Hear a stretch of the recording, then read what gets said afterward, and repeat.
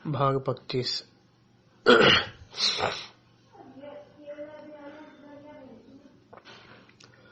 रमानाथ को कलकत्ता आए 2 महीने के ऊपर हो गए हैं। वह अभी तक देवी दीन के घर पहाड़ हुआ है। उसे हमेशा यही धुन सवार रहती है कि रुपए कहाँ से आवे। तरह तरह से मंजूवे बांधता है, भांत भांत की कल्पनाएं करता है, पर घर से बाहर नहीं निकलता। हाँ, जब खूब अंधेरा हो जाता है तो वह एक बार मोहल्ले के बालचल नायक में जरूर जाता है। अपने नगर और प्रांत के समाचारों के लिए उसका मन सदैव उत्सुक रहता है। उसने वह नोटिस देखी जो दयानाथ ने पत्रों में छपवाई थी, पर उस पर विश्वास न आया। कौन जाने पुलिस ने उसे गिरफ्तार करने के लिए माया रची हो। रुपए भला किसने चुकाए होंगे? असंभव। एक दिन उसी पत्र में रमानाथ को जालपा का एक खत छपा मिला। जालपा ने आग्रह और याचना से भरे हुए शब्दों में उसे घर लौटने आने की प्रेरणा की थी। उसने लिखा था, तुम्हारे जिम्मे किसी का कुछ बाकी नहीं है, कोई तुमसे कुछ न कहेगा। रमा का मन चंचल हो गया उठा, लेकिन तुरंत ही उसे ख्याल आया, यह भी पुलिस की शरारत होगी। जालपा ने यह पत्र लिखा, इसका क्या प्रमाण है? अगर वह भी मान लिया जाए कि रुपए घर वालों ने अदा कर दिए होंगे, तो क्या इस दशा में भी वह घर जा सकता है? शहर भर में उसकी बदनामी हो गई होगी, पुलिस में इत्तला की जा चुकी होगी। उसने निश्चय किया कि मैं नहीं जाऊंगा जब तक कम से कम 5,000 रुपए हाथ में न हो जाएगा। घर जाने का नाम न लूंगा, और रुपए नहीं दिए पुलिस मेरी खोज में है तो कभी घर न जाऊंगा, कभी नहीं। देवी दीन के घर में 2 कौड़रियां थी और सामने एक बरामदा था। बरामदे में दुकान थी। एक कोठरी में खाना बनता था, दूसरी कोठरी में बर्तन भांडे रखे हुए थे। ऊपर एक कोठरी थी और छोटी सी खुली हुई छत। रमा इसी पर ऊपर के हिस्से में रहता था। देवी दीन के रहने सोने बैठने का कोई विशेष स्थान न था। रात को दुकान बढ़ाने के बाद वही बरामदा शयनत गृह बन जाता और वही पड़े रहते थे।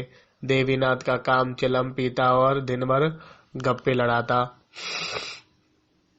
दुकान का सारा काम बुढ़िया करती थी। मंडी जाकर माल लाना, स्टेशन से माल भेजना या लेना, यह सब भी वही कर लेती थी। देवी दीन ग्राहकों को पहचानता तक न था। थोड़ी सी हिंदी जानता था। बैठ बैठ रामायण, तोता मैना, रामलीला या माता मरीनन की कहानी पढ़ा करता था। जब से रमा आ गया है, बुड्ढे को अंग्रेजी पढ़ने का शौक हो गया है। सवेरे ही प्राइम लाकर बैठ जाता है और 9-10 बजे तक अक्षर पढ़ता रहता है। बीच बीच में तकलीफें भी होती हैं, जिनका देवी दीन के पास अखंड भंडार है, मगर जग्गो को रमा का आसान जमाना अच्छा नहीं लगता। वह उसे अपना मुनीम तो बनाए हुए है, हिसाब किताब उसी से लिखवाती है, पर इतने से काम के लिए वह एक आदमी रखना व्यर्थ समझती है। यह काम तो वह ग्राहकों से यूं ही करा लेती। उसे रमा का रहना खलता था, पर रमा इतना विनम्र, इतना सेवा तत्पर, इतना धर्मनिष्ठ है कि वह स्पष्ट रूप से कोई आपत्ति नहीं कर सकती। हाँ, दूसरे पर रखकर इसलिए रूप से उसे सुना सुनाकर दिल का गुबार निकालती रहती है। रमा ने अपने को ब्राह्मण कह रखा है और उसी धर्म का पालन करता है। ब्राह्मण और धनिष्ठ बनकर वह दोनों प्राणियों का श्रद्धापात्र बन सकता है। बुढ़िया के भाव और व्यवहार को वह खूब समझता है, पर करे क्या? बेहिया करने पर मजबूर है। परिस्थितियों ने उसके आत्मसम्मान का अपहरण कर डाला है। एक दिन रमानाथ बाचलाने में बैठा हुआ पत्र पढ़ रहा था कि एकाएक उसे रतन दिखाई पड़ गई। उसके आनंद से मालूम होता है कि वह किसी को खोज रही है। 20 आदमी बैठे पुस्तकें और पत्र पढ़ते थे। रमा की छाती धक धक करने लगी। वह रतन की आंखें बचाकर सिर झुकाकर हुए कमरे से निकल गया। पीछे के अंधेरे बरामदे में जहां पुराने टूटे फटे संदूक और कुर्सियां पड़ी थी, छिपा खड़ा रहा। रतन से मिलने और घर के समाचार पूछने के लिए उसकी आत्मा तड़प रही थी, पर मारे संकोच के सामने न आ सका। हाय, वह कितनी बातें पूछने की थी, पर उसमें मुख्य यही थी कि जल्पा के विचार उसके विषय में क्या है। उसकी निष्ठुरता पर रोती तो नहीं है, उसकी उद्दंडता पर क्षुब्धा तो नहीं है, उसे धूर्त और बेईमान तो नहीं समझ रही, दुबली तो नहीं हो गई। और लोगों के क्या भाव है, क्या घर की तलाशी हुई, मुकदमा चला, ऐसे ही हजारों बातें सामने के लिए वह विकल हो रहा था। पर वह कैसे दिखाए। वह झांक कर देखता रहा। जब रतन चली गई, मोटर चल दिया, तब उसकी जान में जान आई। उसी दिन से एक सप्ताह तक वह वाचनालय न गया, घर से निकला तक नहीं। कभी कभी पेड़ पौधे। रामा का जी ऐसा घबराता था कि पुलिस में जाकर सारी कथा कह सुनाऊं तो कुछ होना हो। जो होगा 1-2 साल की कैद इस आजीवन कारावास से तो अच्छी है। फिर वह नए सिरे से जीवन संग्राम में प्रवेश करेगा, हाथ पांव बचाकर काम करेगा, अपनी चादर के बाहर जो भर भी पांव न फैलाए, लेकिन एक ही क्षण में हिम्मत टूट जाती। इस प्रकार 2 महीने और बीत गए। पूछ का महीना आया। रमा के पास जाड़ों का कोई कपड़ा न था। घर से तो वह कोई चीज लाया ही न था, यहाँ भी कोई चीज बनवा न सका। अब तो उसने धोती ओढ़कर किसी तरह रातें काटी, पर पूछ के कड़क जाड़े लिहाफ या कंबल के बगैर कैसे कटेंगे। बेचारा रात भर गठरी बना पड़ा रहता। जब बहुत सर्दी लगती तो बिछावन ओढ़ लेता। देवी दीन ने उसे एक पुरानी दरी बिछाने को दे दी। उसके घर में शायद यही सबसे अच्छा बिछावन था। इस श्रेणी के लोग चाहे 10,000 के गहने पहन लें, शादी ब्याह में 10,000 खर्च कर लें, पर बिछावन गुदगुदाई रखेंगे। इस सड़ी हुई दरी से जाड़ा भला क्या जाता, पर कुछ न होने से अच्छा ही था। रमा संकोचवश देवी दीन से कुछ कह न सकता था। कोई देवी दीन भी शायद इतना बड़ा खर्च न उठाना चाहता था। यह संभव है, इधर उसकी निगाह ही न जाती हो।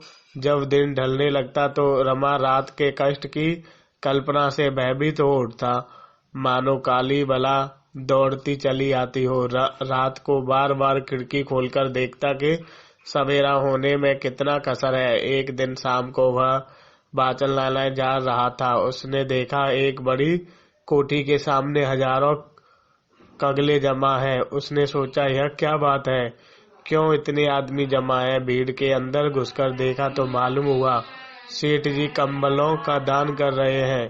कंबल बहुत घटिया थे, पतले और हल्के, पर जनता एक पर एक टूटी पड़ती थी।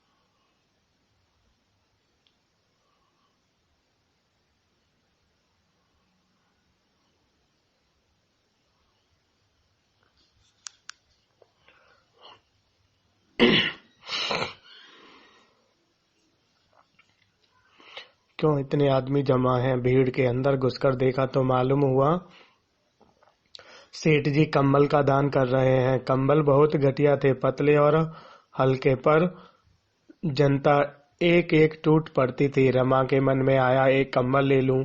यहाँ मुझे कौन जानता है, अगर कोई जान भी जाए तो क्या हर्ज है। गरीब ब्राह्मण अगर दान का अधिकारी नहीं तो और कौन है। लेकिन एक ही क्षण में उसका आत्मसम्मान जाग उठा। वह कुछ देर वहां खड़ा ताकता रहा, फिर आगे बढ़ा। उसके माथे पर तिलक देखकर मुनीम जी ने समझ लिया यह ब्राह्मण है।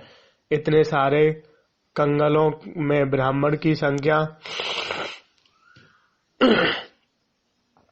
बहुत कम थी। ब्राह्मणों को दान देने का पुण्य कुछ और ही है। मुनीम का मन में प्रसन्न था। एक ब्राह्मण देवता दिखाई तो दिए, इसलिए जब उसने रमा को जाते देखा तो बोला, पंडित जी कहाँ चले, कंबल तो लेते जाएं। रमा मारे संकोच के गड़ गया। उसके मुंह से केवल इतना ही निकला, मुझे अच्छा नहीं। यह कहकर वह फिर बड़ा। मुनीम जी ने समझा शायद कंबल घटिया देखकर देवता जी चले जा रहे हैं। ऐसे आत्मसम्मान वाले देवता उसे अपने जीवन में शायद कभी मिले ही न। कोई दूसरा ब्राह्मण होता तो दो चार चिकनी चुपड़ी बातें करता और अच्छे कंबल मांगता। यह देवता बिना कुछ कहे निर्व्यास भाव से चले जा रहे हैं तो अवश्य कोई त्यागी जीव है। उसके लपककर रमा का हाथ पकड़ लिया और बोला, आओ तो महाराज, आपके लिए चोखा कंबल रखा है। यह तो कंगलों के लिए है। रमा ने देखा कि बिना मांगे एक चीज मिल रही है, जबरदस्ती गले लगाई जा रही है, तो वह दो बार और नहीं नहीं करके मुनीम के हाथ अंदर चला गया। मुनीम ने उसे कोठी में ले जाकर तख्त पर बिठाया और एक अच्छा सा दबीज कंबल भेंट किया। रमा की संतोष वृत्ति का उस पर इतना प्रभाव पड़ा कि उसने 5 रुपए दक्षिणा भी देना चाहा, किंतु रमा ने उसे लेने से साफ इनकार कर दिया। जन्म जन्मांतर की संचित मर्यादा कंबल लेकर ही आहत हो उठी है कि दक्षिणा के लिए हाथ फैलाना उसके लिए असंभव हो गया। मुनीम ने चकित होकर कहा, आप यह भेंट न स्वीकार करेंगे तो सेठ जी को बड़ा दुख होगा। रमा ने विरक्त होकर कहा, आपके आग्रह से मैंने कंबल ले लिया, पर दक्षिणा नहीं ले सकता। मुझे धन की आवश्यकता नहीं। जिस जन के घर टिका हूँ वह मुझे भोजन देते हैं और मुझे केवल लेकर क्या करना है। सेठ जी मानेंगे नहीं। आप मेरी ओर से क्षमा मांग लीजिएगा। आपके त्याग को धन्य है। ऐसे ही ब्राह्मणों से धर्म की मर्यादा बनी हुई है। कुछ देर बैठिए तो सेठ जी आते होंगे, आपके दर्शन पाकर बहुत प्रसन्न होंगे। ब्राह्मण के परम भक्त हैं और त्रिकाल संध्या वंदन करते हैं। महाराज 3 बजे रात को गंगा तट पर पहुंच जाते हैं और वहां से आकर पूजा पर बैठ जाते हैं। 10 बजे भगवान का पारायण करते हैं, भोजन पाते हैं, तब कोठी में आते हैं। 3-4 बजे फिर संध्या करने चले जाते हैं। 8 बजे थोड़ी देर के लिए फिर आते हैं। 9 बजे ठाकुर द्वारे में कीर्तन सुनते हैं, फिर संध्या करने भोजन पाते हैं। थोड़ी देर में आते ही होंगे। आप कुछ देर बैठे तो बड़ा अच्छा हो। आपका स्थान कहाँ है?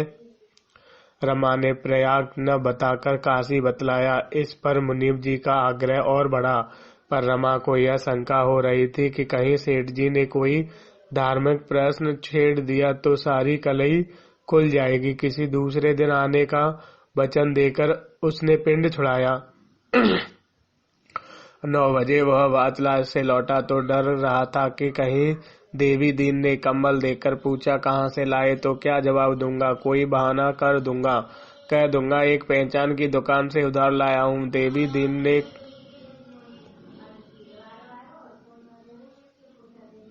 कंबल देखते ही पूछा, सेठ करोड़ीमल के यहाँ पहुँच गए क्या महाराज? रमा ने पूछा, सेठ करोड़ीमल? अरे वही जिसकी वह बड़ी लाख कोठी है। रमा कोई बहाना न कर सका, बोला, हाँ, मुनीम जी ने पिंड ही न छोड़ा, बड़ा धर्मात्मा जीव है। देवी दीन ने मुस्कुराकर कहा, बड़ा धर्मात्मा उसी के थामे तो यह धरती थमी है, नहीं तो अब तक मिट गई होती। रमानाथ काम तो धर्मात्माओं की है करते हैं। मन का हाल ईश्वर जाने। जो सारे दिन पूजा पाठ और दान व्रत में लगा रहे उसे धर्मात्मा नहीं तो क्या कहा जाए। देवी दिन उसे पापी कहना चाहिए। महापापी दया तो उसके पास से होकर भी नहीं निकलती। उसकी झूठ की मिल है। मजदूरों के साथ जितनी निर्दयता इसकी मिल में होती है और कहीं नहीं होती। आदमियों को हंटरों से पिटवाता है। हंटरों से चर्बी मिला घी बेचकर इसने लाखों कमा लिए। कोई नौकर 1 मिनट भी देर करे तो तुरंत तलब काट लेता है। अगर साल में 2-4 हजार दान न कर दे तो पाप का धन पचे कैसे। धर्म कर्म वाले ब्राह्मण तो उसके द्वार पर झांकते भी नहीं। तुम्हारे सिवा वहाँ कोई पंडित था? रमा ने सिर हिलाया। कोई जाता ही नहीं। हाँ, लोभी लपट पहुंच जाते हैं। जितने पुजारी देखे सबको पत्थर ही पाया। पत्थर पूछते पूछते इनके दिल में पत्थर हो जाते हैं। इनके 3 तो बड़े बड़े धर्मशाला है। मुद्दा है पाखंडी आदमी चाहे और कुछ न करे मन में दया बनाए रखे। यही 100 धर्म का एक धर्म है। दिल की रखी हुई रोटियां खाकर जब रमा कंबल ओढ़कर लेटा तो उसे बड़ी ग्लानि होने लगी। रिश्वत में उसने हजारों रुपए मारे थे पर कभी एक क्षण के लिए भी उसे ग्लानि न आई थी। रिश्वत बुद्धि कौशल से पुरुषार्थ से मिलती है। दान पुरुषोहीन कर्महीन या पाखंडियों का आधार है। वह सोच रहा था मैं अब इतना दीन हूँ कि भोजन और वस्त्र के लिए मुझे दान लेना पड़ता। वह देवी दीन के घर को 2 महीने से पड़ा हुआ था पर देवी दीन उसे भिक्षुक नहीं मेहमान समझता था। उसके मन में कभी दान का भाव आया ही न था। रमा के मन में ऐसा उड्डेड़ उठा के इसी दम थाने में जाकर अपना सारा वृतांत कह सुनाए। यही न होगा 2-3 साल की सजा होगी। फिर तो प्राण मूसल पर न टके रहेंगे। कहीं डूब ही क्यों न मरई। इस तरह जीने से क्या फायदा। न घर का हूँ न घाट का। दूसरों का भार तो क्या उठाऊं। अपने ही के लिए दूसरों का मुंह ताकता हूँ। इस जीवन में किसका उपकार हो रहा है। धिक्कार है मेरे जीने को। रमा ने निश्चय किया कल निष्कंक होकर काम की टोक में निकलूंगा। जो कुछ होगा होना है हो। भाग 26। अभी रमा मुँह हाथ धो रहा था कि देवी दिन प्राइम लेकर आ पहुंचा और बोला भैया यह तुम्हारी अंग्रेजी बड़ी विकट है। एक IR सर होता है तो PIT पिट क्यों हो जाता है। BUT बट है लेकिन PUT पुट क्यों होता है। तुम्हें भी बड़ी कठिन लगती होगी। रमा ने मुस्कुराकर कहा पहले तो कठिन लगती थी पर अब तो आसान मालूम होती है। देवी दिन जिस दिन प्राइम खत्म होगी महावीर जी को 1.25 सेर लड्डू चढ़ाऊंगा। पराई मर का मतलब है पराई स्त्री मर जाए। मैं कहता हूँ हमारी मर पराई के मरने से हमें क्या सुख। तुम्हारे बाल बच्चे तो नहीं न भैया। रमा ने इस भाव से कहा मानो है पर न होने के बराबर है। हाथ है तो कोई चिट्ठी चपाती आती थी न और न तुमने लिखी। अरे 3 महीने से कोई चिट्ठी ही नहीं भेजी। घबराते न होंगे लोग। अब जब तक कहाँ कोई ठिकाना न लग जाए क्या पत्र लिखूं।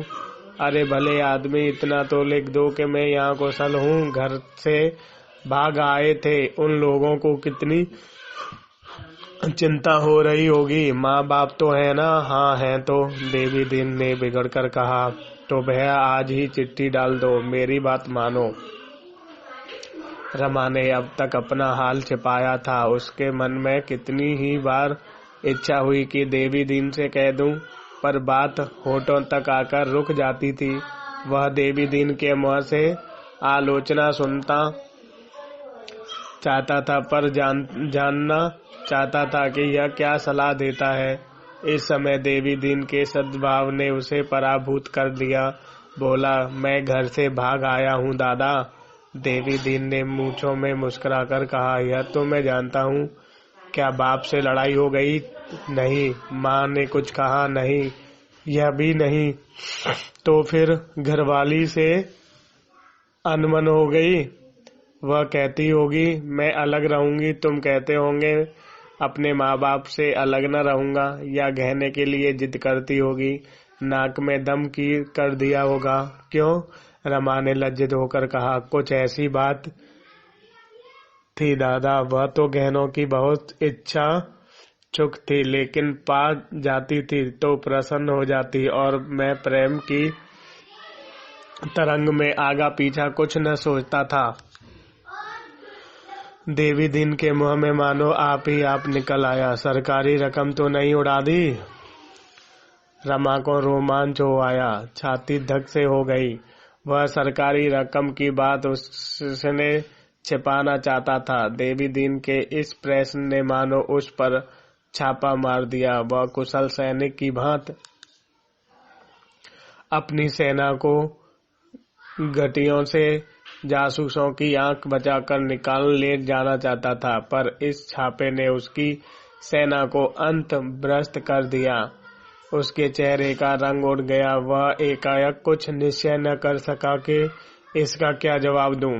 देवी दीन ने उसके मन का भाव भाप कर कहा, प्रेम बड़ा बेडर होता है भैया, बड़े बड़े चूक जाते हैं। तुम तो अभी लड़के ही हो। गबन के हजारों मुकदमे हर साल होते हैं। तहकीकात की जाए तो सबका कारण एक ही होगा, गहना। 10-20 वारदात तो मैं आंखों देख चुका हूँ। यह रोग ही ऐसा है। औरत मुझसे तो कहीं यही कहे जाती है कि यह क्यों लाए, वह क्यों लाए, रुपए कहाँ से आवेंगे, लेकिन उसका मन आनंद से नाचने लगता है। यही एक डाक बाबू रहते थे, बेचारे ने छुरी से गला काट लिया। एक दूसरे मियाँ साहब को मैं जानता हूँ, उनके 5 साल की सजा हो गई, जेहल में मर गए। एक तीसरे पंडित जी को जानता हूँ, उन्होंने अफीम खाकर जान दे दी। बुरा रोग है, दूसरों को क्या कहूँ। मैं ही 3 साल की सजा काट चुका हूँ। जवानी की बात है, जब इस बुढ़िया पर जोवन था, ताकती थी तो मानो कलेजे पर तीर चाल देती थी। मैं डाकिए था, मनी ऑर्डर तकसीम किया करता था। यह कानों के झुमके के लिए जान खा रही थी, कहती थी सोने ही न के लूंगी। इसका बाप चौधरी था, मेवे की दुकान थी, मिजाज बड़ा हुआ था, मुंह पर प्रेम का नशा छाया हुआ था। अपनी आमदनी की डींग मारता रहता था, कभी फूल के हार लाता, कभी मिठाई, कभी अतर फुलेब। शहर का हल्का था, जमाना अच्छा था, दुकानदारों से जो चीज मांग लेता मिल जाती थी। आखिर मैंने एक मनी ऑर्डर पर झूठे दस्तावेज बनाकर रुपए उड़ा लिए। कुछ 3 रुपए थे, मुझ झुमके लाकर इसे दिए। इतनी खुश हुई कि कुछ न पूछो। लेकिन एक ही महीने में चोरी पकड़ ली गई, 3 साल की सजा हो गई। सजा काट कर निकला तो यहाँ भाग आया, फिर कभी घर नहीं गया। यहाँ मुँह कैसे दिखाता। हाँ, घर पत्र भेज दिया। बुढ़िया खबर पाते ही चली आई। यह सब कुछ हुआ, मगर गहनों से उसका पेट नहीं भरा। अब देखो, कुछ न कुछ बनवा ही रहता है। एक चीज आज बनवाई, कल उसी को तोड़वाकर कोई दूसरी चीज बनवाएगी। यही तार चला जाता है। एक सुनार मिल गया है, मजदूरी में साफ भाजी ले जाता है। मेरी तो सलाह है, घर पर खत लिख दो, लेकिन पुलिस तो तुम्हारी तो हमें होगी। कहीं पता मिल गया तो काम बिगड़ जाएगा। मैं न किसी से एक खत लिखवा कर भेज दूं। रमा ने आग्रहपूर्वक कहा, नहीं दादा, दया करो, अनर्थ हो जाएगा। पुलिस से ज्यादा तो मुझे घर वालों का भय है। देवी दिन घर वाले खबर पाते ही आ जाएंगे, यह चर्चा ही न उठेगी। उनकी कोई चिंता नहीं, डर पुलिस का ही है। रमानाथ, मैं सजा से बिल्कुल नहीं डरता। तुमसे कहा नहीं, एक दिन मुझे बाचाला में जान पहचान की एक स्त्री दिखाई दी। हमारे घर बहुत आती जाती थी। मेरी स्त्री से बड़ी मित्रता थी। एक बड़े वकील की पत्नी है। उसे देखते ही मेरी नानी मर गई। ऐसा सिटपटा गया कि उसकी ओर ताकने की हिम्मत पड़ी। चुपके से उठकर पीछे के बरामदे में जा छिपा। अगर उस वक्त उसके 2-4 बातें कर लेता तो घर का सारा समाचार मालूम हो जाता, और मुझे यह विश्वास है कि वह इस मुलाकात की किसी से चर्चा भी न करती, मेरी पत्नी से भी न कहती, लेकिन मेरी हिम्मत न पड़ी। अब अगर मिलना भी चाहूं तो नहीं मिल सकता। उसका पता ठिकाना कुछ भी तो नहीं मालूम। देवी दिन तो फिर उसी को क्यों नहीं एक चिट्ठी लिखते। रमानाथ, चिट्ठी तो मुझसे न लिखी जाएगी। देवी दिन तो कह दो चिट्ठी न लिखोगे।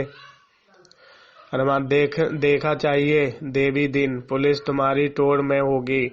देवी दिन चिंता में डूब गया। रमा को भ्रम हुआ शायद पुलिस का भय इसे चिंतित कर रहा है। बोला, हाँ, इसकी शंका मुझे हमेशा बनी रहती है। तुम देखते तो हो मैं दिन को बहुत कम घर से निकलता हूँ, लेकिन तुम्हें अपने साथ नहीं घसीटना चाहता। मैं तो जाऊंगा ही, तुम्हें क्यों उलझन में डालूं। सोचता हूँ कहीं और चला जाऊं, किसी ऐसे गांव में जाकर रहूं जहां पुलिस की गंध भी न हो। देवी दीन ने गर्व से सिर उठाकर कहा, मेरे बारे में तुम कुछ चिंता न करो भैया। यहाँ पुलिस से डरने वाले नहीं है। किसी परदेशी को अपने घर ठहरा पाप नहीं है। हमें क्या मालूम किसके पीछे पुलिस है। यह पुलिस का काम है। पुलिस जाने। मैं पुलिस का मुखबिरी नहीं, जासूस नहीं, दोगींदा नहीं। तुम अपने को बचाए रखो। देखो भगवान क्या करते हैं। हाँ, कहीं बुढ़िया से न कह देना, नहीं तो उसके पेट में पानी न पचेगा। दोनों एक क्षण चुपचाप बैठे रहे। दोनों इस प्रसंग को इस तरह समय बंद कर देना चाहते थे। सहसा देवी दिन ने कहा, भैया कहो तो मैं तुम्हारे घर चला जाऊं। किसी को कानो कान खबर न होगी। मैं इधर उधर से सारा ब्यौरा पूछाऊंगा। तुम्हारे पिता से मिलूंगा, तुम्हारी माता को समझाऊंगा, तुम्हारी घरवाली से बातचीत करूंगा, और फिर जैसा उचित जान पड़े वैसा करना। रमा ने मन ही मन प्रसन्न होकर कहा, लेकिन कैसे पूछोगे दादा? लोग कहेंगे न कि तुमसे इन बातों से क्या मतलब। देवी दीन ने ठड्डा मारकर कहा, भैया इससे सहज तो कोई काम ही नहीं। एक जनेऊ गले में डाला और ब्राह्मण बन गए। फिर चाहे हाथ देखो, चाहे कुंडली वाचो, चाहे सनुग विचारो, सब कुछ कह सकते हो। बुढ़िया भिक्षा लेकर आवेगी, उसे देखते ही कहूंगा, माता तेरे को पुत्र के परदेश जाने का बड़ा कष्ट है। क्या तेरा कोई पुत्र विदेश गया है? इतना सुनते ही घर भर के लोग आ जाएंगे। वह भी आवेगी, उसका हाथ देखूंगा। इन बातों में पक्का हूँ भैया, तुम निश्चित रहो। कुछ कमा लाऊंगा, देख लेना। माघ मेला भी होगा, स्नान करता आऊंगा। रमा की आंखें मोहल्ला से चमक उठी। उसका मन मधुर कल्पना के संसार में जा पहुंचा। जलपा उसी वक्त रतन के पास दौड़ी जाएगी। दोनों भांत भांत के प्रश्न करेंगी। क्यों बाबा, वह कहाँ गए? अच्छी तरह है न? घर कब तक आएंगे? कभी बाल बच्चों की सुध आती है उनको? कहाँ वहाँ किसी कामनी के माया जाल में तो नहीं फंस गए? दोनों शहर का नाम न पूछेंगी। कहीं दादा ने सरकारी रुपए चुका दिए हो तो मजा आ जाए। तब एक ही चिंता रहेगी। देवी दिन बोला, तो है न सलाह? कहाँ जाएंगे दादा? कष्ट होगा। मांग का स्नान भी तो करूंगा। कष्ट के बिना कहीं पुण्य होता है? मैं तो कहता हूँ तुम भी चलो। मैं वहाँ सब रंग ढंग देख लूंगा। अगर देखना कि मामला टिचन है तो चैन से घर चले जाना। कोई खटका मालूम हो तो मेरे साथ ही लौट आना। रमा ने हंसकर कहा, कहाँ की बात करते हो दादा? मैं यूं कहीं न जाऊंगा। स्टेशन पर उतरते ही कहीं पुलिस का सिपाही पकड़ ले तो बस। देवी ने गंभीर होकर कहा, सिपाही क्या पकड़ लेगा? दिल लगी है तुमसे? कहो मैं प्रयागराज के थाने में ले जाकर खड़ा कर दूं। अगर कोई तिरछी आंखों से भी देख ले तो मूंछ मुड़वा लूं। ऐसी बात भला सैकड़ों खूनियों को जानता हूं जो यहाँ कलकत्ता में रहते हैं। पुलिस के अफसरों के साथ दावतें खाते हैं। पुलिस उन्हें जानती है, फिर भी उनका कुछ नहीं कर सकती। रुपए में बड़ा बल है भैया। रमा ने कुछ जवाब न दिया। उसके सामने यह नया प्रश्न आ खड़ा हुआ, जिन बातों को वह अनुभव न होने के कारण महाकर्ष संकोच समझता था, उन्हें इस बूढ़े ने निर्बल कर दिया। और बूढ़ा सेखीबाजी में नहीं है, वह मुंह से जो कहता है उसे पूरा कर दिखाने की सामर्थ्य रखता है। उसने सोचा, तो क्या मैं सचमुच देवी दीन के साथ घर चला जाऊं? यहाँ कुछ रुपए मिल जाते तो नए सूट बनवा लेता, फिर शान से जाता। वह उस अवसर की कल्पना करने लगा जब वह नया सूट पहने हुए घर पहुंचेगा। उसे देखते ही गोपी और बिशंबर दौड़ेंगे, भैया आए, दादा निकल आएंगे। अम्मा तो पहले विश्वास न आएगा, मगर जब दादा जाकर कहेंगे हाँ तो आ गए, तब वह रोती हुई द्वार की ओर चलेगी। उसी वक्त मैं पहुंचकर उसके पैर में फिर पड़ूंगा। जालपा वहां न आएगी, वह मन किए बैठी रहेगी। रमा ने मन ही मन वह वाक्य भी सोच लिए जो वह जलपा को मनाने के लिए कहेगा। शायद रुपए की चर्चा ही न आए। इस विषय पर कुछ कहते हुए सभी को संकोच होगा। अपने प्रियजनों से जब कोई अपराध हो जाता है तो हम उधार कर उसे दुखी नहीं करते, चाहते हैं कि उस बात का उसे ध्यान ही न आए। उसके साथ ऐसा व्यवहार करते ही उसे हमारी ओर से जरा भी भ्रम न हो, वह भूलकर भी यह न समझे कि मेरी अपकृति हो रही है। देवी दिन ने पूछा, क्या सोच रहे हो, चलोगे ना? रमा ने देवी जवान से कहा, तुम्हारी इतनी दया है तो चलूंगा, मगर पहले तुम्हें मेरे घर जाकर पूरा समाचार लाना पड़ेगा। अगर मेरा मन न भरा तो मैं लौट आऊंगा। देवी दीन ने दृढ़ता से कहा, मंजूर। रमा ने संकोच से आंखें नीचे करके कहा, एक बात और है। देवी दीन, क्या बात है, कहो। मुझे कुछ कपड़े बनवाने पड़ेंगे। बन जाएंगे, मैं घर पहुंचकर तुम्हारे रुपए दिला दूंगा, और मैं तुम्हारी गुरु दक्षिणा भी वहीं दे दूंगा। गुरु दक्षिणा भी मुझी को देनी पड़ेगी। मैंने तुम्हें 4 तरफ अंग्रेजी पढ़ा दिए, तुम्हारा इसमें कोई उपकार न होगा। तुमने मुझे पाठ पढ़ाया है, उन्हें मैं उम्र भर नहीं भूल सकता। मुँह पर बड़ाई करना खुशामत है, लेकिन दाता माता पिता के साथ जितना प्रेम तुमसे है उतना किसी से नहीं। तुमने ऐसे गाढ़े समय मेरी वहाँ पकड़ी जब मैं बीच धार में वहाँ जा रहा था। ईश्वर ही जाने अब तक मेरी क्या गति होती, किस घाट लगा होता। देवी दीन ने चुहल से कहा, और जो कहीं तुम्हारे दादा ने मुझे घर में न घुसने दिया तो? रमा ने हंसकर कहा, दादा तुम्हें अपना भाई समझेंगे, तुम्हारी इतनी खातिर करेंगे कि तुम उड़ जाओगे। जापला तुम्हारे चरण धो धोकर पिएगी, तुम्हारी इतनी सेवा करेगी कि जवान हो जाओगे। देवी दीन ने हंसकर कहा, अब तो बुढ़िया ढाट के मारे जल मरेगी, मानेगी नहीं तो मेरा जी चाहता है कि हम दोनों यहाँ से अपना डेरा डाल लेकर चलते और वहीं अपनी सिरकी तानते। तुम लोगों के साथ जिंदगी बाकी दिन आराम से कट जाते। अगर इस चुड़ैल से कलकत्ता न छोड़ा जाएगा तो बात पक्की हो गई ना? हाँ, पक्की ही है। दुकान खुले तो चले, कपड़े लावेंगे, आज ही निकल सिलने को दे देंगे। देवी दिन के चले जाने के बाद रमा बड़ी देर तक आनंद कल्पनाओं में मग्न बैठा रहा। जिन भावनाओं को उसने अभी मन में आश्रय न दिया था, उसकी गहराई और विस्तार और उद्वेग से वह इतना भयभीत था कि उसने फिसलकर डूब जाने के भय से चंचल मल को उधर भटकने न देना था। उसी आधार और अछोर कल्पना सागर में वह आज स्वच्छंद रूप से क्रीड़ा करने लगा। उसे अब एक नौका मिल गई थी। वह त्रिवेणी की ओर, वह अल्पेड पार्क की बहार, वह खुसरो बाग का आनंद, वह मित्रों से जलवे, वह याद आकर हृदय को गुदगुदाने लगे। रमेश उसे देखते ही गले लिपट जाएंगे।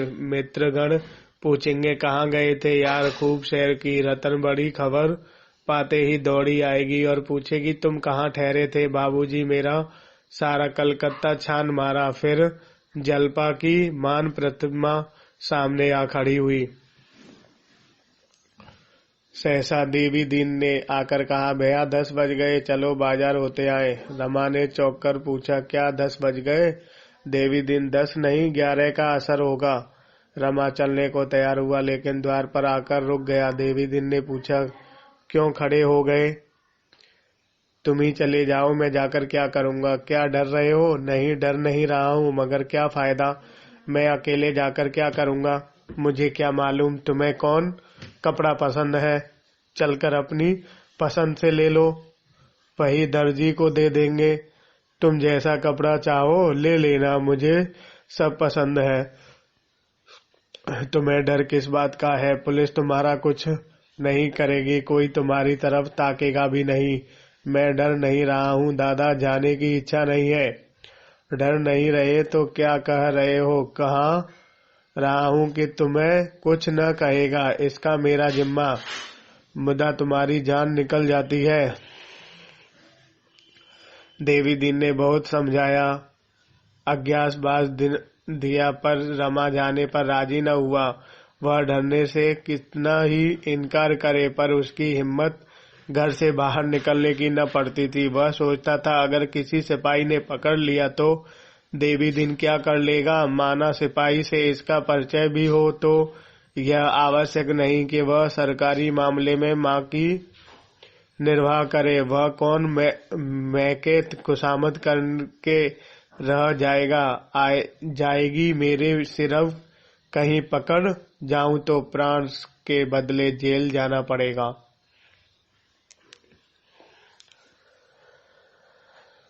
देवी दिन घंटे भर लौटा तो देखा रमा छत पर टहल रहा था। बोला, कुछ खबर है कि बज गए 12? अमल है, आज रोटी के बनाओगे क्या? घर जाने की खुशी में खाना पीना छोड़ दोगे? रमा ने झेंक पर कहा, बना लूंगा दादा, जल्दी क्या है? यह देखो नमूने लाया हूँ, इसमें जौन सा पसंद हो कर लो। यह कहकर देवी दिन ने ऊनी और रेशमी कपड़ों के सैकड़ों नमूने निकालकर रख दिए। 5-6 रुपए गज से कम का कोई कपड़ा न था। रमा ने नमूनों को उलट पलट कर देखा। बोला, इतने महंगे कपड़े क्यों लाए दादा? अरे सस्ते न थे। सस्ते थे मुदा विलासित थे। तुम विलासित कपड़े नहीं पहनते। ईश्वर 20 साल से तो नहीं लिए, उधर की बात कहीं कुछ वैसी दाम लग जाता है, पर रुपया तो देश ही में रह जाता है। रमा ने लजाते हुए कहा, तुम नियम के बड़े पक्के हो दादा। देवी दिन की मुद्रा सहसा तेजवान हो गई।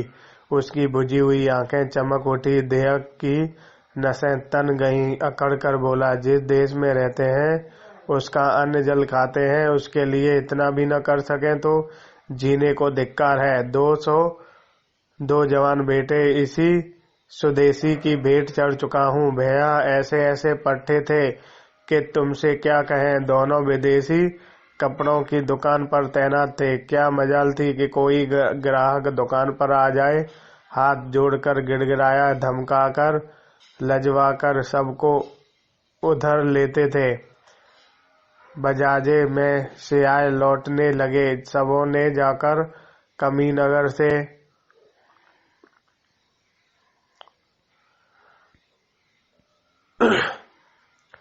घोड़े दोनों भाइयों से यहाँ से चले जाए, मुदा वह अपनी जगह से 100 भर न हिले। भीड़ लग गई।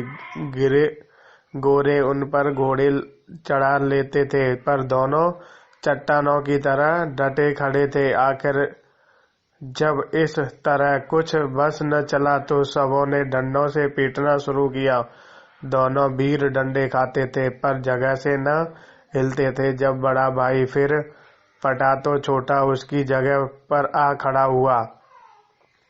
अगर दोनों अपने डंडे संभाल लेते तो भैया उन 20 को मार भगाते, लेकिन हाथ उठाना तो बड़ी बात है, सिर तक न उठाया। अंत में छोटा भी वहीं गिर पड़ा। दोनों को लोगों ने उठाकर अस्पताल भेज दिया। उसी रात को दोनों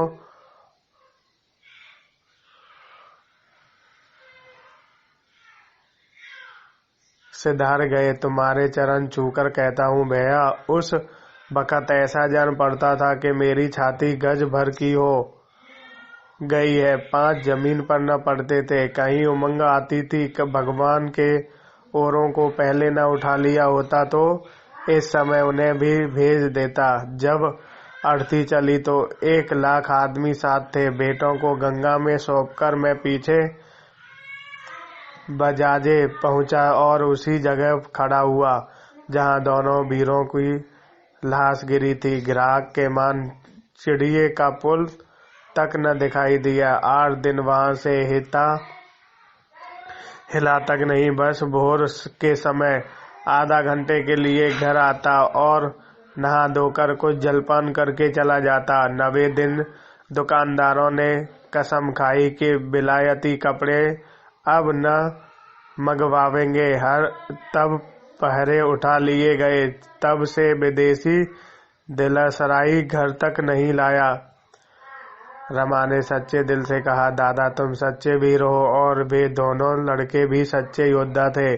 तुम्हारे दर्शनों से आंखें पवित्र होती हैं।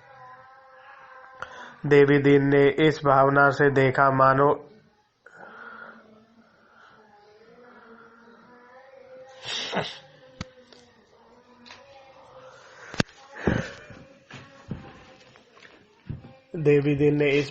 से देखा मानो इस बड़ाई को वह बिल्कुल अतियोगिक नहीं समझता। शहीदों की शान में बोला, इन बड़े बड़े आदमियों के लिए कुछ न होगा, इन्हें बस रोना आता है।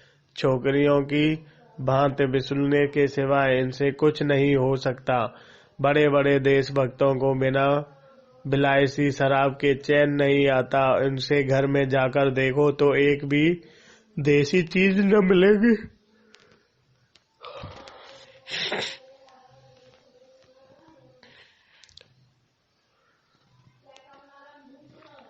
दिखाने को 10-20 कुर्ते गाड़े के बनवा लिए। घर का और सब सामान विलायती है। सब के सब भोग विलास में अंधे हो रहे हैं, छोटे भी और बड़े भी। उस पर दावा यह है कि उस देश का उद्धार करेंगे। अरे तुम क्या देश का उद्धार करोगे?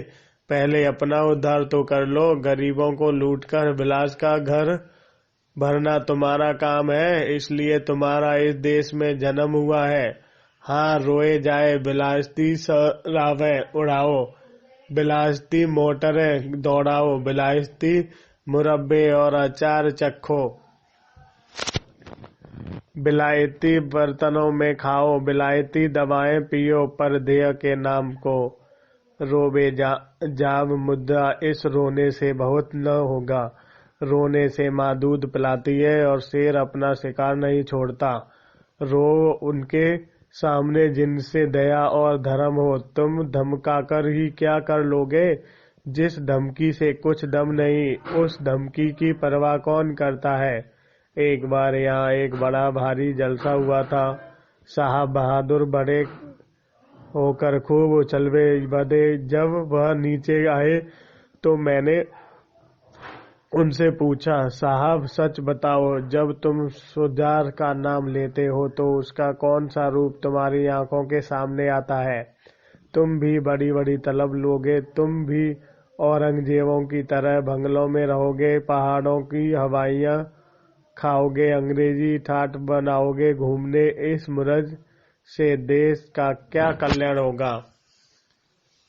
तुम्हारी और तुम्हारे भाई दुबे की जिंदगी भले आराम और ठाठ से गुजरे, पर देश का कोई और भला न होगा। बस बंगले झांपने लगे। तुम दिन में 5 बेर खाना चाहते हो और वह भी बढ़िया माल। गरीब किसान को 1 जून सूखा चबने को नहीं मिलता। उसी का रक्त चूसकर तो सरकार तुम्हें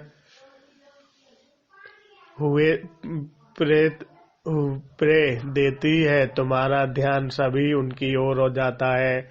अभी तुम्हारा राज नहीं है, तब तो तुम लोग विलास पर इतना मरते हो। जब तुम्हारा राज हो जाएगा तब तो तुम गरीबों को पीसकर ही पी जाओगे। रमा भद्र समाज पर वह आक्षेप न सुन सका। आखिर वह भी तो भद्र समाज का ही एक अंग था। बोला, यह बात तो नहीं है दादा कि पढ़े लिखे लोग किसानों का ध्यान नहीं करते। उसमें से कितने ही खुद किसान थे, या उन्हें अगर विश्वास हो जाए कि हमारे कष्ट उठाने के किसानों का कोई उपकार होगा तो बचत होगी, वह किसानों के लिए खर्च की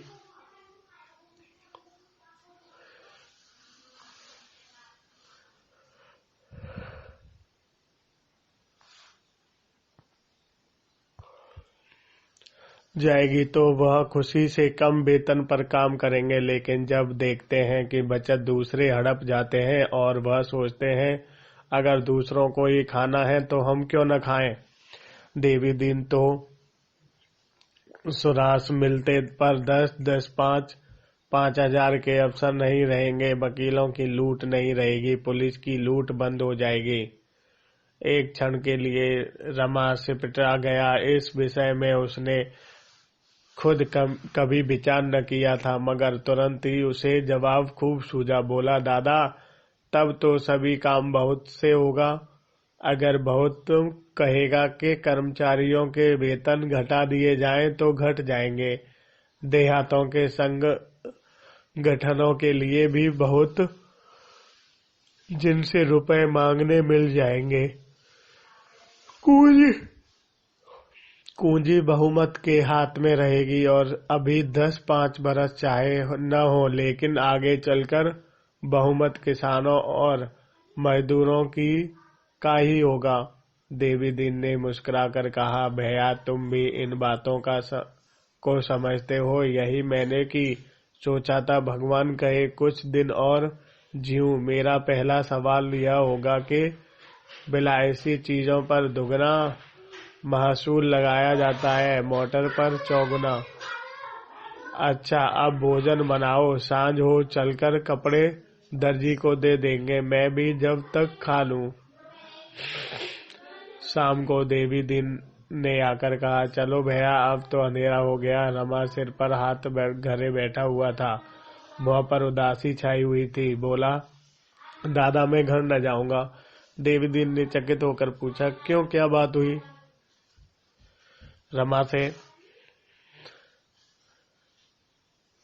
रमा की आंखें सजल हो गईं। बोला, कौन सा मुंह लेकर जाऊं दादा, मुझे तो डूब मरना चाहिए था। यह कहते कहते वह खुलकर रो पड़ा। वह वेदना जो अब तक मूर्छित पड़ी हुई थी, शीतल जल के यह छींटे पाकर सोचते हो गई और उसके कृतंग ने रमा के सारे अस्तित्व को जैसे छेद डाला।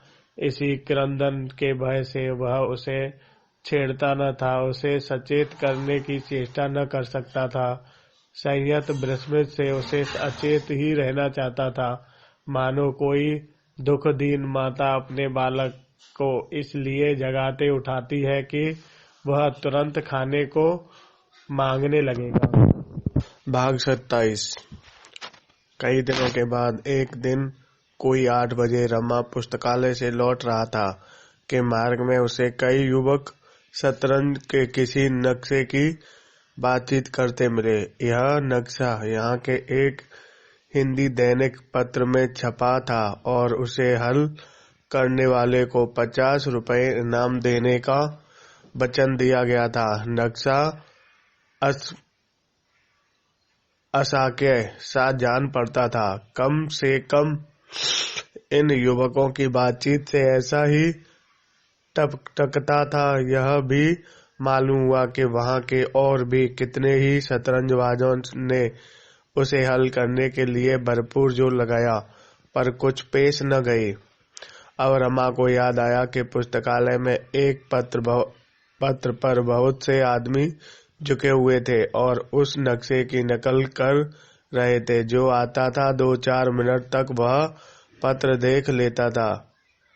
अब मालूम हुआ यह बात थी। रमा का इसमें से किसी से भी परिचय न था, पर वह यह नक्शा देखने के लिए इतना उत्सुक हो रहा था कि उससे बिना पूछे न रहा गया। आप लोगों में किसी के पास वह नक्शा है? युवक ने एक कंबलपोश आदमी को नक्शे की बात पूछते सुना तो समझे कोई अताई होगा। एक ने रुखाई से कहा, हाँ है तो, मगर तुम देखकर क्या करोगे? यहाँ अच्छे अच्छे गाते खा रहे हैं। एक मास है जो शतरंज में अपना सानी रखते हैं, उसे हल करने के लिए 100 रुपए अपने पास से देने को तैयार है। दूसरा युवक बोला, देखा क्यों नहीं देते जी? कौन जाने यही बेचारा हल कर ले, शायद इन्हीं की सूझ लड़ जाए। और प्रेरणा में सज्जनता नहीं, भाग्य था उसमें वह भाव छिपाता कि उसे दिखाने में कोई हर्ज नहीं है। देखकर अपनी आंखों को तृप्त कर लो, मगर तुम जैसे उल्लू उसे समझ ही नहीं सकते, हल क्या करोगे? ज्ञान पहचान की एक दुकान में जाकर उन्होंने रमा को नक्शा दिखाया। रमा को तुरंत याद आ गया, यह नक्शा पहले भी कहीं देखा है। सोचने लगा, कहाँ देखा है? एक युवती ने चुटकी ली, आपने तो हल कर लिया होगा। दूसरा, अभी नहीं किया तो एक क्षण में किए लेते हैं। तीसरा, जरा दो एक चाल बताइए तो। रमा ने उत्तेजित होकर कहा, यह मैं नहीं कहता कि मैं उसे हल कर ही लूंगा, मगर ऐसा नक्शा मैंने एक बार हल किया है और संभव है मैं इसे भी हल कर लूं। जरा कागज पेंसिल दीजिए तो नकल कर लूं। युवाओं का अविश्वास कुछ कम हुआ। रमा को कागज पेंसिल मिल गया। एक क्षण में उसने नक्शा नकल कर लिया और युवकों को धन्यवाद देकर चला। एकाएक उसने फिरकर पूछा, जवाब किसके पास भेजना होगा? एक युवक ने कहा, प्रजा मित्र के संपादक के नाम। रमा ने घर पहुंचकर उस नक्शे पर दिमाग लगाना शुरू किया, लेकिन मोहरों की चालें सोचने की जगह वह यही सोच रहा था कि यह नक्शा कहाँ देखा। शायद याद आते ही उसे नक्शे का हल भी सूझ जाएगा। अन्य प्राणियों की तरह मस्तिष्क भी कार्य में तत्पर न होकर बहाने खोजता है। कोई आधार मिल जाने से वह मानो छुट्टी पा जाता है। रमा आधी रात तक नक्शा सामने खोले बैठा रहा। शतरंज की जो बड़ी बड़ी मार्कें की बजियां खेली थी, उसका नक्शा उसे याद था, पर यह नक्शा कहाँ देखा? सहसा उसकी आंखों के सामने बिजली सी कौंध गई, खोई हुई स्मृति मिल गई। ओहो, राजा साहब ने यह नक्शा दिया था। हाँ ठीक है। लगातार 3 दिन दिमाग लड़ाने के बाद उसे इसके हल किया था। नक्शे की नकल भी कर लाया और फिर उसे एक एक चाल याद आ गई। एक क्षण में नक्शा हल हो गया। उसने उल्लास के नशे में जमीन पर 2-3 कुलाचे लगाई, मूंछों पर ताप दिया, आईने में मुंह देखा और चारपाई पर लेट गया। इस तरह अगर महीने में नक्शा मिलता जाए तो क्या पूछना। देवी दिन अभी आग सुलगा रहा था कि रमा प्रसन्न मुख आकर बोला, दादा जानते हो प्रजा मित्र अखबार का दफ्तर कहाँ है? देवी दिन जानता क्यों नहीं हूँ। यहाँ कौन अखबार है जिसका पता मुझे न मालूम हो?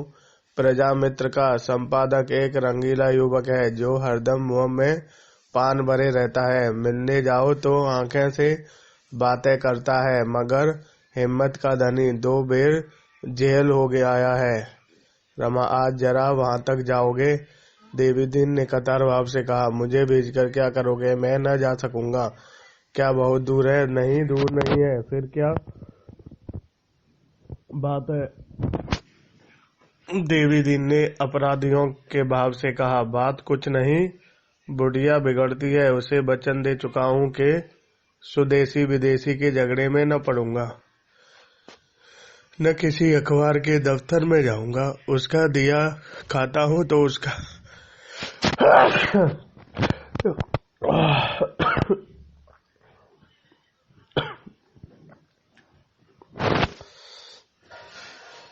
उसका दिया खाता हूँ तो उसका हुक्म भी बजाना पड़ेगा। रमा ने मुस्कुराकर कहा, दादा तुम तो दिल्ली करते हो, मेरा एक बड़ा जरूरी काम है।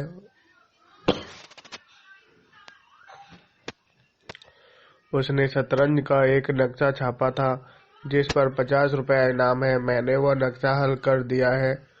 आज छप जाए तो मुझे यह इनाम मिल जाए। अखबारों के दफ्तर में अक्सर सुखिया पुलिस के आदमी आते जाते रहते हैं। यही वह है। नहीं, मैं खुद चला जाता, लेकिन तुम नहीं जा रहे।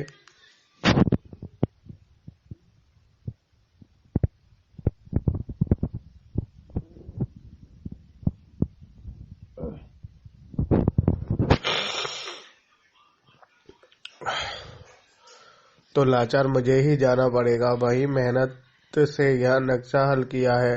सारी रात जागता रहा हूँ। देवी दीन ने चिंतित स्वर में कहा, तुम्हारा वहां जाना ठीक नहीं। रमा ने हैरान होकर पूछा, तो फिर क्या डाक में से भेज दूं? देवी दीन ने एक क्षण सोचकर कहा, नहीं, डाक से क्या भेजोगे? इधर उधर हो जाए तो तुम्हारी मेहनत अकारथ जाए। रजिस्ट्री कराओ तो कहीं परसों पहुंचेगा, कल इतवार है। किसी और ने जवाब दिया तो इनाम वह मार ले जाएगा। यही भी तो हो सकता है कि अखबार वाले धांधली कर बैठे और तुम्हारा जवाब अपने नाम से छापकर रुपया हजम कर लें। रमा ने दुविधा में पड़कर कहा, हाँ, मैं ही चला जाऊंगा। मैं न जाने दूंगा। कहीं फंस जाओगे तो? फंसना तो एक दिन है ही, कब तक छिपा रहूंगा? तो मरने से पहले ही क्यों रोना पीटना हो जाए। फंसोगे तो देखी जाएगी। लाओ, मैं चला जाऊं। बुढ़िया से कोई बहाना कर दूंगा, अभी भेंट भी हो जाएगी। दफ्तर ही में रहते ही है, फिर घूमने चले देंगे तो 10 बजे से पहले न लौटेंगे। रमा ने डरते डरते कहा, तो 10 बजे बाद जाना क्या हरज है? देवी दीन ने खड़े होकर कहा, तब कोई दूसरा काम आ गया तो आज रह जाएगा। घंटे भर में लौट आता हूँ। अभी बुढ़िया देर में आएगी। यह कहते हुए देवी दीन ने अपना काला कंबल ओढ़ा, रमा से लिफाफा लिया और चल दिया। जग्गो साग भाजी और फल लेने मंडी गई हुई थी। आधा घंटे में सिर पर एक टोकरी रखे और एक बड़ा सा टोकरा मजूर के सिर पर रखवा कर लाई। पसीने से तर थी। आते ही बोली, कहाँ गए? जरा बोझ तो उतारो, गर्दन टूट गई। रमा ने आगे बढ़कर टोकरी उतारवा ली। इतनी भारी थी कि संभाले से न संभलती। जग्गो ने पूछा, वह कहाँ गए? रमा ने बहाना लगाया कि मुझे तो नहीं मालूम, अभी इसी तरफ चले गए हैं। बुढ़िया ने मजदूर के सिर का कटोरा उतरवाया और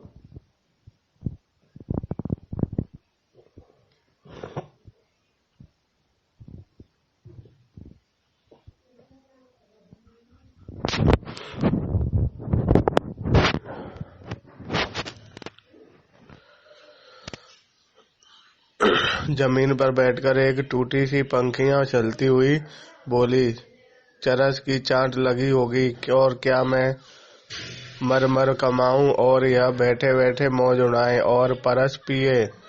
रमा जानता था देवीचरण चरस पीता है, पर बुढ़िया को शांत करने के लिए बोला, क्या चरस पीते हैं? मैंने तो नहीं देखा। बुढ़िया ने पीठ की साड़ी हटाकर उसे पंखी की डंडी से खुजाते हुए कहा, इसमें कौन सा नया झूठा है? चरस यह पिए, गांजा यह पिए, शराब इन्हें चाहिए, भांग इन्हें चाहिए। हाँ, अभी तक अगीम नहीं आई। या राम जाने खाते हो या कौन? हरदम देखती रहती हूँ। मैं तो सोचती कौन जाने आगे क्या हो। हाथ में 4 पैसे होंगे तो पराया भी अपने हो जाएंगे। पर इस भले आदमी को रंची भर चिंता नहीं सताती। कभी तीरथ है, कभी कुछ। मेरा तो नाक पर उंगली रखकर नाक में दम आ गया। भगवान उठा ले जाते तो यह कुसंग तो छूट जाती। याद करने वाला तब जग्गो वह कहाँ मिलेगा जो काम कमाकर गुलछल्ले उड़ाने को दिया करती। तब रक्त के आंसू न रोए तो यह कह देना।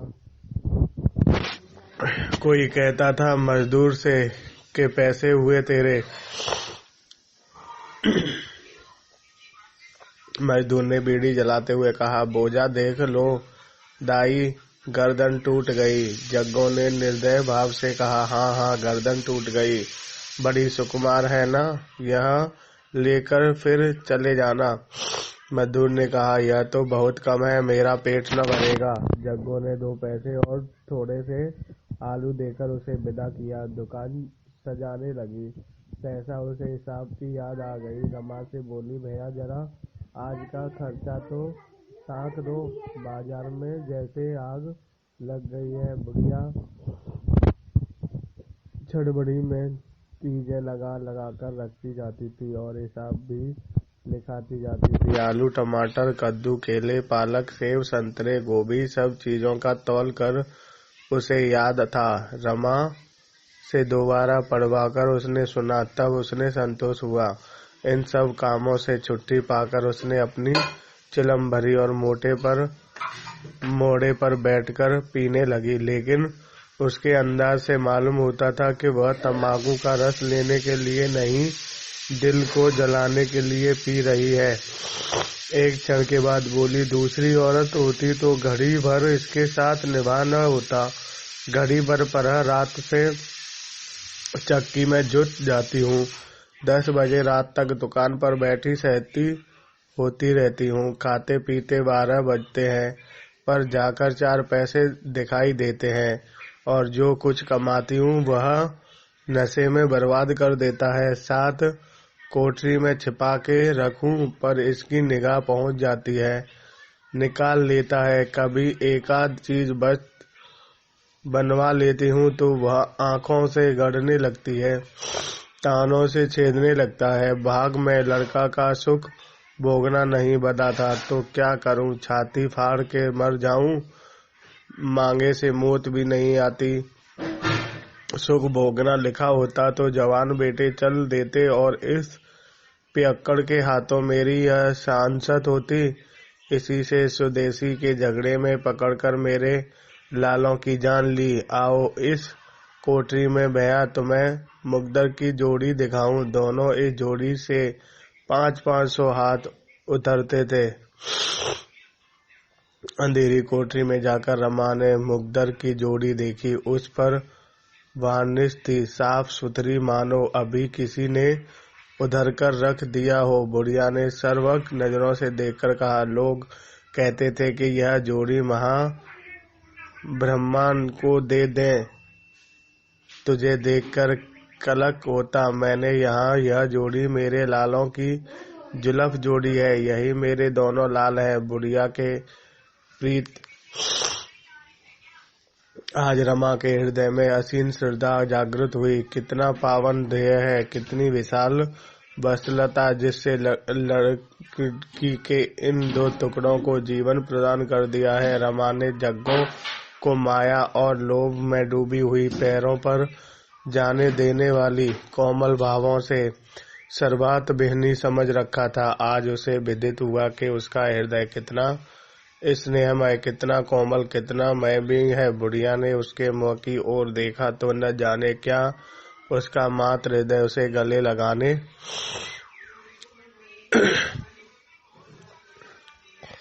के लिए अधीर हो उठा। दोनों के हृदय प्रेम के स्तूप में बंध गए। एक और पुत्र स्नेह था, दूसरी ओर मातृ भक्त वह माल्य, जो अब तक गुप्त भाव से दोनों को पृथक किए हुए था, आज एकादश दूर हो गया। बुढ़िया ने कहा, वह हाथ धो लिया है ना बेटा, बड़े मीठे संतरे लाई हूँ, एक लेकर चख लो।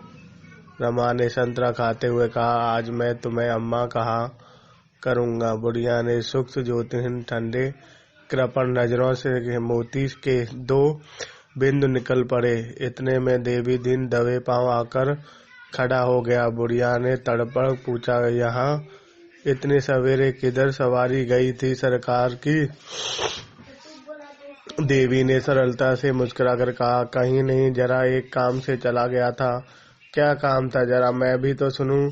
वह मेरे सुनने लायक नहीं। पेट में दर्द था, जरा वैद्य के पास चूरन लेने गया था। झूठे हो तुम, उड़ो उसमें जो तुम्हें जानता न हो। चरस की होट में गए थे ना, नहीं, तेरे चरण छूकर कहता हूँ, तू झूठ झूठ मुझे बदनाम करती है। तो फिर कहाँ गए थे? बता तो दिया। रात खाना 2 कौर ज्यादा खा गया था, सो पेट फूल गया। और मीठा मीठा झूठ है, बिल्कुल झूठ। तुम चाहे झूठ बोलो, तुम्हारा मुंह साफ कह देता है। यह बहाना है। चरस गांजा इसी होठ में गए थे तुम। मैं एक न मानूंगी। तुम्हें इस बुढ़ापे में नशे की सूझती है। यहाँ मेरी मरण हुई जाती है। सवेरे के गए नए 9 बजे लौटे हैं। जानो कहाँ कोई इसकी लौंडी है। देवी दिन ने एक झाड़ू लेकर दुकान में झाड़ू लगाया शुरू किया। फिर बुढ़िया ने उसके हाथ से झाड़ू छीन लिया और पूछा, तुम अब तक थे कहाँ? जब तक यह न बताओगे भीतर घुसने न दूंगी। देवी दिन ने सिटपिटा कर कहा, क्या करोगी पूछकर? एक अखबार के दफ्तर में तो गया था, जो चाहे कर ले। बुढ़िया ने माथा ठोककर कहा, तुमने फिर वही लत पकड़ी। तुमने कान न पकड़ा कि अब कभी अखबारों के बगीचा न जाऊंगा। बोलो, यही मुँह था कि कोई और? तू बात तो समझती नहीं, बस बिगड़ने लगती है। खूब समझती हूँ। अखबार वाले दंगा मचाते हैं और गरीबों को जेल ले जाते हैं। आज 20 साल से देख रही हूँ। वहाँ जो आता जाता है पकड़ लिया जाता है। तलाशी तो आए दिन हुआ करती है। क्या बुढ़ापे में से जेल की रोटियां तोड़ोगे? देवी दिन ने एक लिफाफा रामनाथ को देकर कहा, यह रुपए है, भैया गिन लो। देख, यह रुपए वसूल करने गया था। जी ना मानता हो तो आधे ले ले। बुढ़िया ने आंखें गड़ाकर कहा, अच्छा तो तुम अपने साथ इस बेचारे को भी डुबाना चाहते हो? तुम्हारे रुपए में आग लगा दूंगी। तुम रुपए मल लेना भैया, जान से हाथ धोओगे। अब सहमत आदमी नहीं मिलते तो सब लालच दिखाकर लोगों को फंसाते हैं। बाजार में पहाड़ दिख वाले अखबार में गवाही करेंगे। फेंक दो उनके रुपए। जिसे रुपए चाहे मुझसे ले लो।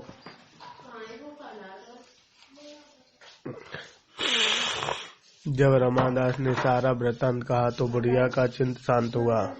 तनी हुई भैंस ढीली पड़ गई।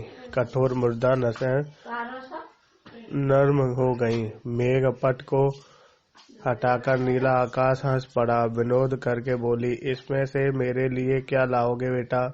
रमा ने लिफाफा उसके सामने रखा। तुम्हारे तो सभी हैं अम्मा, मैं रुपए लेकर क्या करूँगा? घर क्यों नहीं भेज देते? इतने दिन आए हो गए, कुछ भेजा नहीं। मेरा घर यही है अम्मा, कोई दूसरा घर नहीं। बुढ़िया का मात्र वंचित हृदय गदगद हो उठा। इस मातृ भक्त के लिए कितने दिनों से उसकी आत्मा तड़प रही थी। इस कृपण हृदय में कितना प्रेम संचित हो रहा था। वह सब माता के स्नेह में एकत्र होने वाले दूध की भांति बाहर निकलने के लिए आतुर हो रहा था। उसने नोटों को गिनकर कहा, 50 हैं बेटा, 50 मुझसे और ले लो। चाय का पतीला रखा हुआ है, चाय की दुकान खोल लो। यही एक तरफ 4-5 मोड़े और मेज रख लेना। 2-2 घंटे साथ सवेरे बैठ जाओगे तो गुजर भर को भी मिल जाएगा। हमारे जितने ग्राहक आवेंगे उनमें से कितने ही चाय भी पी लेंगे। देवी दिन बोला, तब चरस के पैसे मैं इस दुकान से लिया करूंगा। बुढ़िया ने बेहद और पुलकित नजरों से देखकर कहा, कौड़ी कौड़ी का हिसाब लूंगी, इस उधर में न रहना। रमा अपने कमरे में गया तो उसका मन बहुत प्रसन्न था। आज उसे कुछ वही आनंद मिल रहा था जो अपने घर भी कभी न मिला था। घर पर जो स्नेह मिलता था वह उसे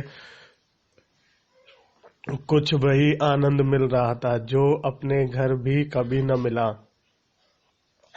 घर पर जो स्नेह मिलता था वह उसे मिलना ही चाहिए था। यहाँ तो स्नेह मिला और वह मानो आकाश से टपका था। उसने खाना किया, माथे पर तिलक लगाया और पूजा का स्वांग भरने बैठा कि बुढ़िया आकर बोली, बेटा मुझे रसोई बनाने में बड़ी तकलीफ होती है। मैंने एक ब्राह्मणी ठीक कर दी है।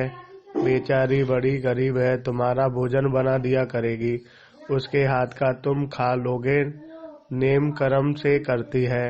बेटा ऐसी बात नहीं, मुझसे रुपए पैसे उधार ले जाती है, इसी से राजी हो गई है। उन वृद्ध आंखों से प्रगांग अखंड मातृत्व झलक रहा था। कितना विष्णु पवित्र, ऊंच नीच और जात मर्यादा का विचार आप मिट गया। बोला, जब तुम मेरी माता हो गई तो फिर काहे का छूत विचार, मैं तुम्हारे ही हाथ का खाऊंगा। बुढ़िया ने जीभ दांतों से दबाकर कहा, अरे नहीं बेटा, मैं तुम्हारा धर्म न लूंगी। कहाँ तुम ब्राह्मण और कहाँ हम खटीक, ऐसा कहीं हुआ? मैं तो तुम्हारी रसोई में खाऊंगा। जब माँ बाप खटीक हैं तो बेटा भी खटीक है। जिसकी आत्मा बड़ी हो बड़ी ब्राह्मण है। और जो तुम्हारे घर वाले सुने तो क्या? मुझे किसी के कहने सुनने की चिंता नहीं है अम्मा। आदमी पाप से नीचा होता है, खाने पीने से नहीं। प्रेम से जो भोजन मिलता है वह पवित्र होता है, उसे देवता भी खाते हैं। बुढ़िया के हृदय में भी जात गौरव का भाव उदय हुआ। बोली, बेटा खटीक कोई नीच जात नहीं है। हम लोग ब्राह्मण के हाथ का भी नहीं खाते, कहार का पानी तक नहीं पीते, मांस मछली हाथ से नहीं छूते। कोई शराब पीते तो मुद्दा लुक छिपकर। इसने